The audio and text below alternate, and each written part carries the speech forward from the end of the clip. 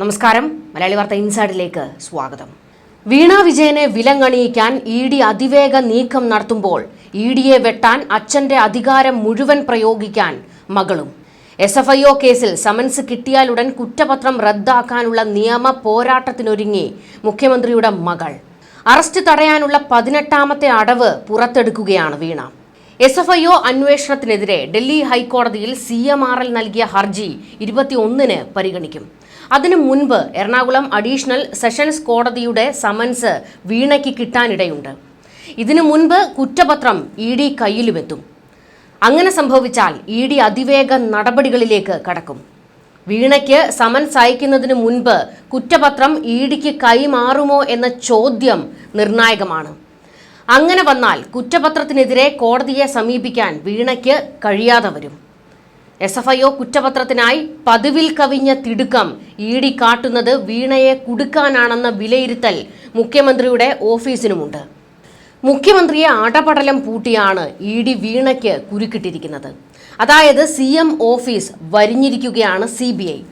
മാസപ്പടി കേസിൽ മകളെ രക്ഷിക്കാൻ പിണറായി നെട്ടോട്ടം ഓടുന്നതിനിടയിലാണ് വിശ്വസ്തൻ KM എബ്രഹാമിന് മുകളിൽ CBI വാൾ. പിണറായി പുകഞ്ഞു നിൽക്കുമ്പോൾ തന്നെ വിശ്വസ്തനെ തൂക്കാൻ CBIയോട് ഹൈക്കോടതി ഉത്തരവിട്ടത്. എബ്രഹാമിനെ രക്ഷിക്കേണ്ടതും പിണറായിയുടെ ഉത്തരവാദിത്തം. എബ്രഹാമിന്റെ വായിൽ നിന്ന് വല്ലതും വീണു പോയാൽ തായ്ക്കണ്ടിയിൽ കുടുംബം ഉണ്ട തിന്നേണ്ടി വരുമെന്നാണ് ഒരടക്കം പറച്ചിൽ. ചുരുക്കി പറഞ്ഞാൽ മുഖ്യമന്ത്രിയുടെ ഓഫീസ് സ്തംഭിച്ചു നിൽക്കുമ്പോഴാണ് ഇ.ഡി. വീണയ്ക്കെതിരെ കയറി കളിക്കുന്നത്. വീണയെ ഊരിയെടുക്കുന്നതിന് വേണ്ടി ഒരു കൂട്ടം അഭിഭാഷക സംഘത്തെയാണ് മുഖ്യമന്ത്രി തയ്യാറാക്കി നിർത്തിയിരിക്കുന്നത്. സർക്കാർ ഖജനാവിൽ നിന്ന് വരെ ലക്ഷങ്ങൾ പൊടിച്ചാണ് കേസ് നടത്തുന്നത്. മാസപ്പടി കേസിൽ സർക്കാർ സ്ഥാപനം KSIDC ആരോപണ വിധേയമാണല്ലോ. KSIDC കോടതിയെ സമീപിച്ചപ്പോഴും ഖജനാവിൽ നിന്നാണ് ലക്ഷങ്ങൾ പൊടിച്ചത്. മകളെ സംരക്ഷിക്കുന്നതിന് പിണറായി വിജയൻ തന്റെ പദവി ദുരുപയോഗം ചെയ്യുന്നു എന്ന ആരോപണം ശക്തമാണ്. ഈ വിഷയത്തിൽ CPMും CPIയും തമ്മിൽ പോരടിച്ചുകൊണ്ടിരിക്കുകയാണ്. വീണ വിജയനെ പൂർണ്ണമായും പിന്തുണച്ചുകൊണ്ടാണ് CPM സംസാരിക്കുന്നത്. എന്നാൽ അതിനെതിരെ വലിയ രീതിയിലുള്ള വിമർശനമാണ് വന്നുകൊണ്ടിരിക്കുന്നത്. ഇ.ഡി. അതിവേഗ നീക്കങ്ങളിലേക്ക് കടക്കുമ്പോൾ മകളുടെ കയ്യിൽ വിലങ്ങ് വീഴുമോ എന്ന ഭയത്തിലാണ് പിണറായി വിജയൻ ഉള്ളത്. അതുകൊണ്ട് തന്നെ വീണയെ എങ്ങോട്ടെങ്കിലും മാറ്റിയേക്കും എന്നുള്ള ചില ചർച്ചകളും ഒക്കെ തന്നെ പുറത്തേക്ക് വരുന്നുണ്ട്.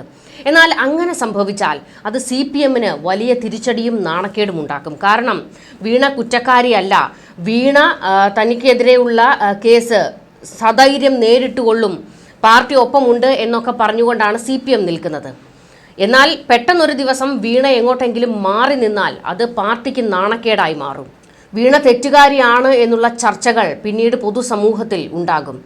പാർട്ടി ഒരു അഴിമതിക്കാരിയാണ് പിന്തുണച്ചത് എന്നുള്ള പേരുദോഷമുണ്ടാകും. അതുകൊണ്ട് തന്നെ വീണയെ എങ്ങോട്ടേക്കും മാറ്റുന്നതിനോട് CPM യോജിപ്പിലല്ല. പക്ഷേ അവസാന അടവെന്ന നിലയിൽ പിണറായിയുടെ കയ്യിലുള്ളത് അത് മാത്രമാണ്.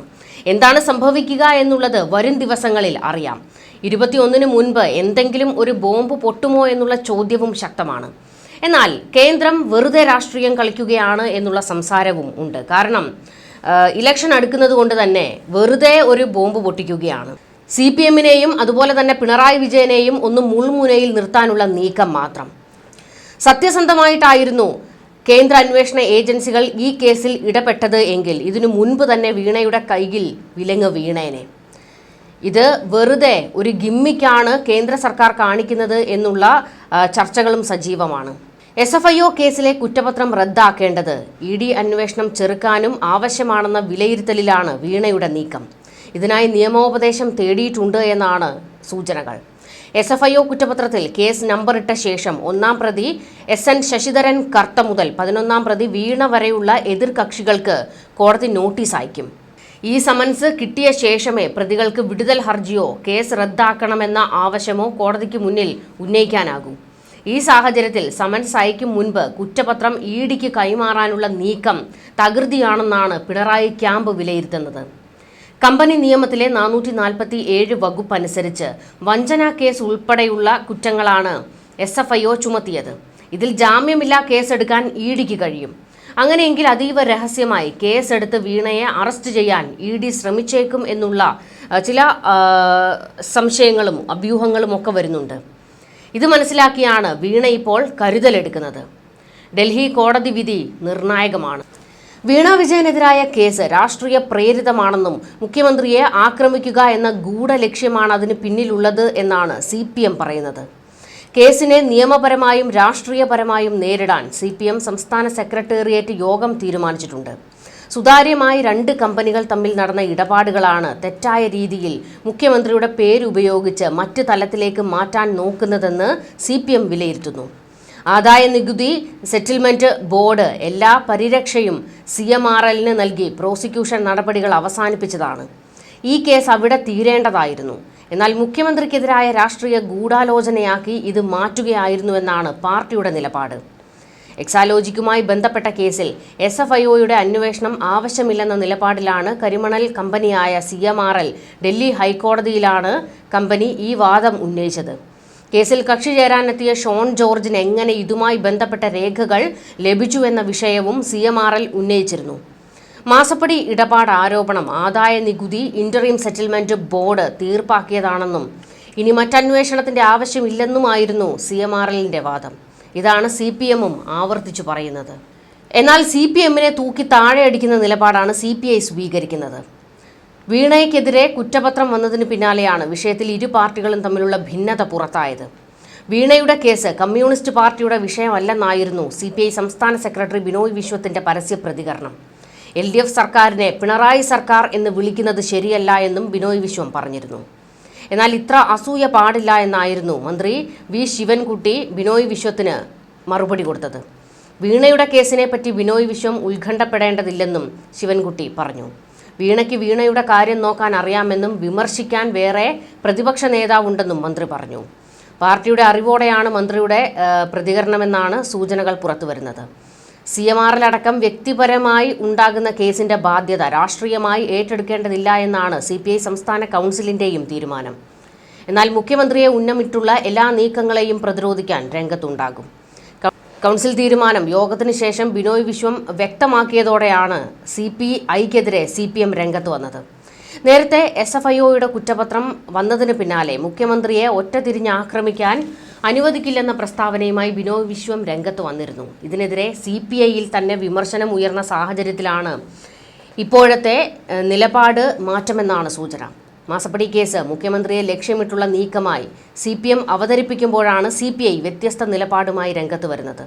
ഇതാണ് CPMനെ ചൊടിപ്പിക്കുന്നത്. അതേസമയം CPIക്കെതിരെ ഇപ്പോൾ പരസ്യ പ്രതികരണം നടത്തേണ്ടതില്ല എന്ന് നേതാക്കൾക്ക് CPM നിർദ്ദേശം നൽകി. കേരളത്തിൽ ഈ അടുത്ത കാലത്ത് ചർച്ച ചെയ്യപ്പെട്ടുകൊണ്ടിരിക്കുന്ന വിഷയം, അതായത് മുഖ്യമന്ത്രിയുടെ മകളുമായി ബന്ധപ്പെട്ട വിഷയമാണ് മാസപ്പടി. വീണ ഉൾപ്പെടെ ആരോപണ വിധേയമായ വിവാദമാണ് ഇത്. അത്ര നിസ്സാരമല്ല ഈ വിഷയം എന്നുള്ളതും എടുത്തു പറയേണ്ടതാണ്. കേരളത്തിൻ്റെ തെക്കൻ തീരങ്ങളിൽ നിന്നും ഖനനം ചെയ്യുന്ന ഇൽമനൈറ്റ് ധാതു പ്രധാന അസംസ്കൃത വസ്തുവായി ഉപയോഗിച്ച് ഉൽപ്പന്നങ്ങൾ നിർമ്മിക്കുന്ന സ്ഥാപനമാണ് Cochin minerals and rutiles limited. കമ്പനിയുടെ തടസ്സമില്ലാത്ത പ്രവർത്തനങ്ങൾക്കായി കൊച്ചിൻ മിനറൽസ് ആൻഡ് റൂട്ടൈൽസ് ലിമിറ്റഡിൻ്റെ മാനേജിംഗ് ഡയറക്ടർ ശശിധരൻ കർത്ത, രാഷ്ട്രീയക്കാർ, ട്രേഡ് യൂണിയനുകൾ, മാധ്യമ സ്ഥാപനങ്ങൾ, പോലീസ് ഉദ്യോഗസ്ഥർ തുടങ്ങിയവർക്ക് കൈക്കൂലി നൽകി എന്നതാണ് കേസ്. മുഖ്യമന്ത്രി പിണറായി വിജയന്റെ മകൾ വീണ ഉൾപ്പെടെയുള്ളവർ നിയമവിരുദ്ധമായി തുക കൈപ്പറ്റിയെന്ന തരത്തിലുള്ള ആരോപണങ്ങൾ പുറത്തു വന്നതോടെയാണ് സംഭവം വലിയ വിവാദമായി കത്തിപ്പടരുന്നത്.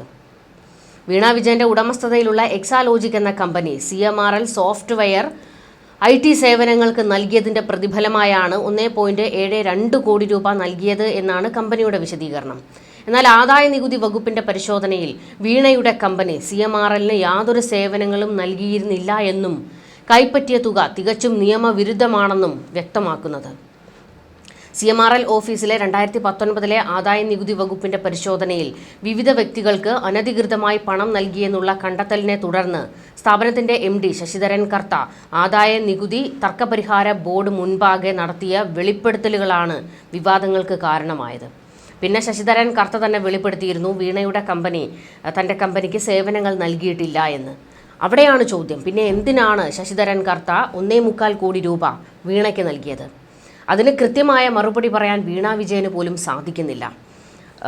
വീണ വിജയൻ ഈ വിഷയത്തിൽ ഇതുവരെ ഒരു പ്രതികരണത്തിന് തയ്യാറായിട്ടില്ല. ഒരു മാധ്യമങ്ങൾക്ക് മുൻപിലും അവർ വന്നിട്ടില്ല. എന്തിനേറെ ഫേസ്ബുക്കിൽ ഒരു വരി കുറിപ്പ് പോലും ഇതുമായി ബന്ധപ്പെട്ടിടാൻ അവർ തയ്യാറായിട്ടില്ല. എന്തുകൊണ്ടാണ് എന്നുള്ള ചോദ്യം ശക്തമാണ്. വീണയുടെ വ്യക്തിപരമായ കാര്യങ്ങളിലേക്ക് കയറി ഇടപെടുന്നതല്ല. പക്ഷേ ഈ കേസിൽ മുഖ്യമന്ത്രി പിണറായി വിജയൻ്റെ പേര് ഉൾപ്പെടുന്നുണ്ട്. പൊതുമേഖലാ സ്ഥാപനമായ KSIDCയുടെ പേര് വന്നിട്ടുണ്ട്. അതുകൊണ്ട് തന്നെ ഉത്തരം പറയേണ്ട ഉത്തരവാദിത്തം പിണറായിക്കുണ്ട്. സർക്കാർ സ്ഥാപനം ഇതിൽ അഴിമതി കാണിച്ചു എന്ന് വന്നാൽ ജനങ്ങളെ അത് ബോധ്യപ്പെടുത്താനുള്ള ഉത്തരവാദിത്തം, തൻ്റെ കൈകളിൽ അഴിമതിക്കറ പുരണ്ടിട്ടില്ല എന്ന് തെളിയിക്കാനുള്ള ഉത്തരവാദിത്തം പിണറായിക്കുണ്ട്. അതിനെക്കുറിച്ച് ചോദിക്കുമ്പോൾ പറയാൻ സൗകര്യമില്ല എന്നുള്ള പിണറായി വിജയൻ്റെ നിലപാട് ജനാധിപത്യ വിരുദ്ധമാണ്. ഈ നാട്ടിലെ ഓരോ പൗരനും അവകാശമുണ്ട് എന്താണ് മാസപ്പടി കേസിൽ സംഭവിച്ചത് എന്ന്. എന്നാൽ ധാർമ്മികമായ ഒരു മറുപടി പറയാൻ ഇന്നോളം പിണറായി വിജയനോ മകൾ വീണയോ തയ്യാറായിട്ടില്ല.